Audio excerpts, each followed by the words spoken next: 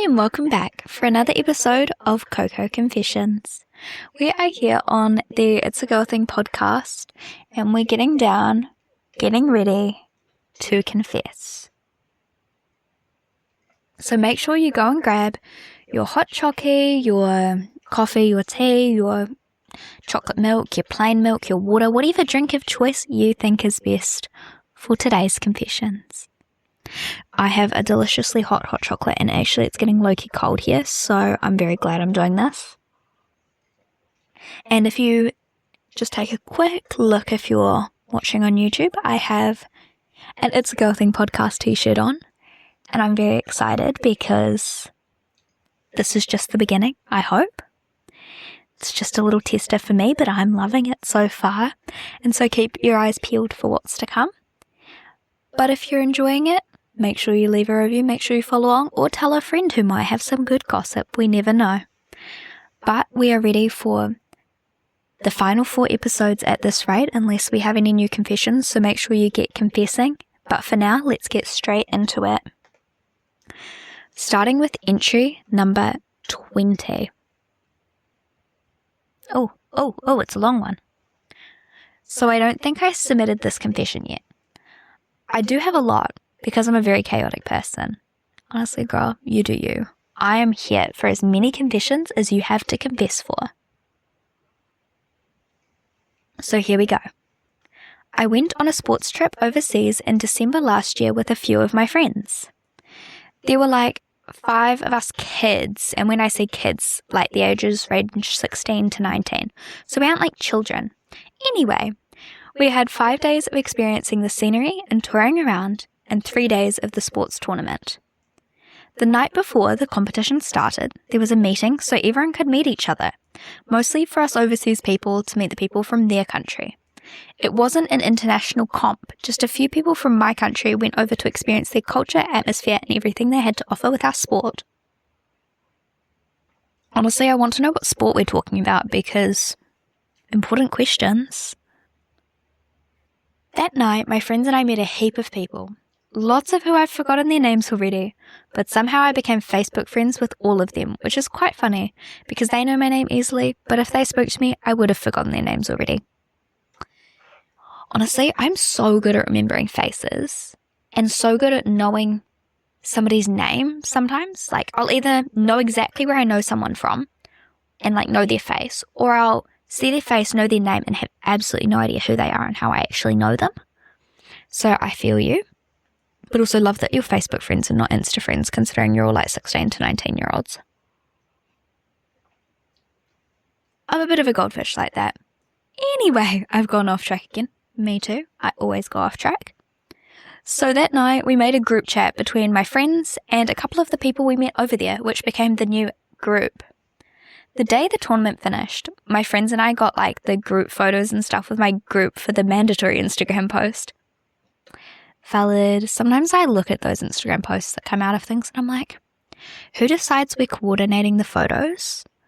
Because I'm like, my Instagram feed does not look like that, and I don't know if I've missed the memo, if I'm not asking to take pics, or whether this is just something that I don't know about.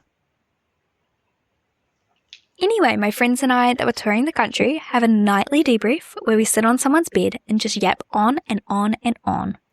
One of the nights, I was so tired, so I just went to bed early because there was a time difference and I hadn't adjusted properly. That night, in the debrief, one of my friends we made over there messaged the rest of the group and apparently said they liked me. Girl! Me, on the other hand, was out cold like a rock in my bed in the room next door, completely unaware of what had just happened. Truth bomb! I feel like it's giving cruise fling, like little overseas trip romance.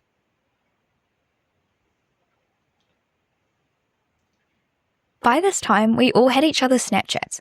Much better, much more teenagery than Facebook. So him and I were casually snapping, as you do. Once we flew home, we had like weekly FaceTimes with the group to catch up. Honestly, commitment to your little group. Although he and I got close and were talking every day. Wait, do you like him? Or is it one way and you just think you're friends? not about much, but we ended up becoming quite close friends. I suffer from having medical episodes, and when I was overseas on the trip at the tournament, I had a major panic attack, and not just one of those panic attacks that people say they have when they're worried about something, but where I fainted multiple times, cannot physically move, think, open my eyes, or talk. That sounds awful, girl. I'm so sorry that you experienced that. I hope for your sake it's not a frequent occurrence. I was almost about to go to the hospital. Ooh, okay, serious. I had my tour leader, who I'm close to at home, looking after me. She's like a second mother to me, and I'm so grateful for her. Oh, so cute. When this episode occurred, I didn't know who saw me. I know when it started, they moved me to a remote corner of the building where everyone at the tournament was, but it was isolated enough for not that many people to see me. Turns out he, the guy who likes me, saw it happening and made sure everyone stayed away and got me ice to regulate my body temperature and for me to chew, a thing my psych told me to do. That's actually so sweet. For once, I woke up after fainting. I ended up asking him and one of my other good friends I met over there if they saw anything. This was after the tournament ended, and once I went home. Turns out he was already aware that I got panic attacks, as he was like a youth leader in the group, and they have to be aware of everything, within like confidentiality stuff though. So he knew how to handle it. He then told me he used to suffer from panic attacks with similar symptoms when he was in his early parts of high school. We kept talking about that, and it made us really close. A little long-distance fling-a-ding-ding.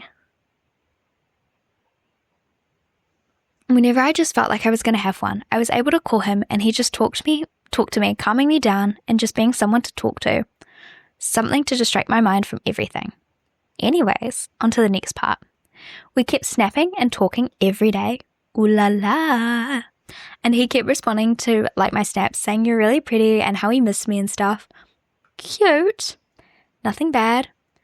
At that point, I didn't have like romantic feelings for him. Girl, are you sure?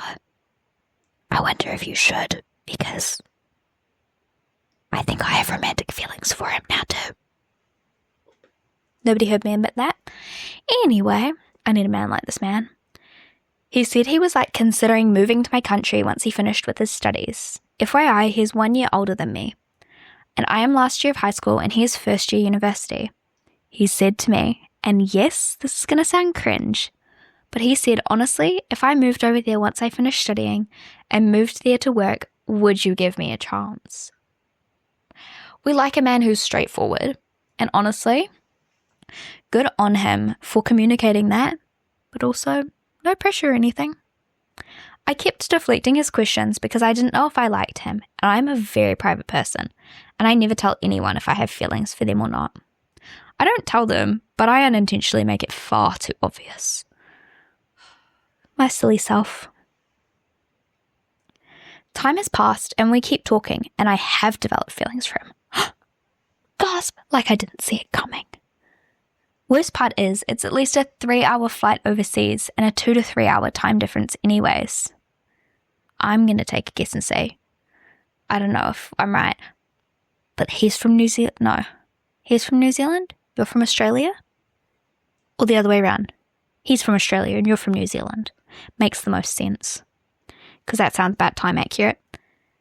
Anyways, I don't know how to finish this story. He's visiting next month for an international tournament over in my city, so we get to catch up, like that group of friends and a few people from his country.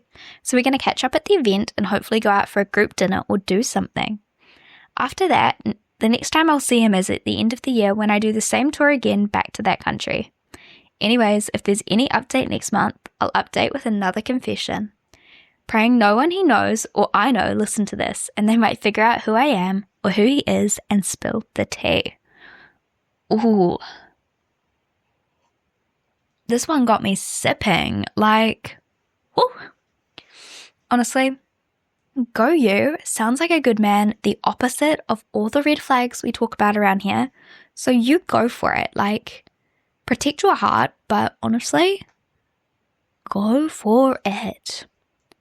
And now we are going to come up to lucky number 6, and I'm actually almost out of hot chocolate. That's how tea filling that was. Oh, this one's like medium length too. We're in for a good story time, my girls. Okay, let's go. So, it's senior prom night, and I'm feeling like a total queen in my long, flowing dark, green halter neck dress with a V-shaped neckline.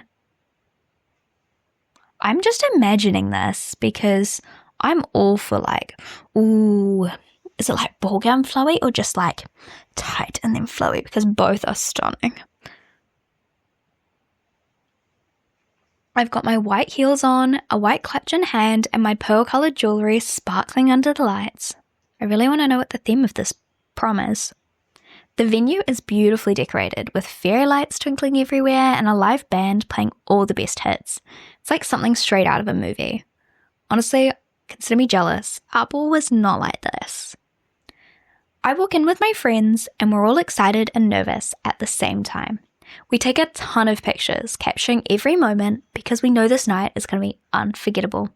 Now that you've said that it's going to be unforgettable, but not for a good reason.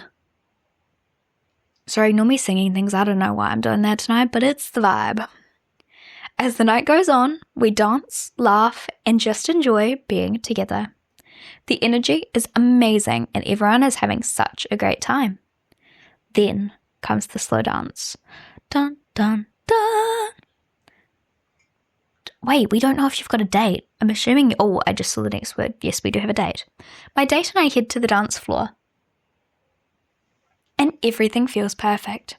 We're swaying to the music, lost in the moment, but then, out of nowhere, my heel catches on the hem of my dress. Girl, are you okay? Sorry, I don't know why I'm so dramatic tonight, and I don't know why. I apologize, I'm tired, but I hope the dramatics if you like the dramatics, let me know, because I'll keep it up next week. I try to keep my balance, but it's no use. I start to fall, and instinctively, I reach out to grab my date's arm. Unfortunately, my sudden move throws him off balance too, and we go tumbling down into a heap right in the middle of the dance floor. Well, you did say the night would be unforgettable. You weren't wrong. For a split second, there's complete silence around us as everyone stops to see what just happened. My heart is racing, and I'm sure my face is bright red. Honestly, laugh it off and go with it, girlfriend. But then instead of feeling mortified, I just start laughing. As you should, it's actually so funny. My date looks at me, a bit confused at first, then he starts laughing too. It's one of those moments where you realize that sometimes things just don't go as planned, and that's okay. We get up, still laughing, and everyone around us starts clapping and cheering. It turns into this hilarious, unforgettable moment that we'll all remember for years to come. After that, the rest of the night goes smoothly. We keep dancing and taking more pictures and soaking in every moment. It's a reminder that sometimes the best memories come from the unexpected, and that night, despite the little mishap, was absolutely perfect. That feels like I believe we're after story time, and I like this. These are both so sweet today. I love that. Well, thank you girls for submitting your stories. It just makes my soul sing when you guys have good stories as well as the slightly crazier ones. But I'm so blessed that you felt that you could share them with us. And although funny and although entertaining, I'm glad they're a part of your life because they'll teach you so much. So if you haven't already, make sure you go and submit your confessions because they can be like this, they can be chill, they can be really chaotic, they can be the most dramaful thing you've heard recently from somebody. We want to hear it all. And if you like the extra dramatic version of Kate tonight, please let me know because she might come out in future. But otherwise, we will just keep on going the way we are. And I hope you have the best week and I'll see you for more conversations on Sunday. Bye!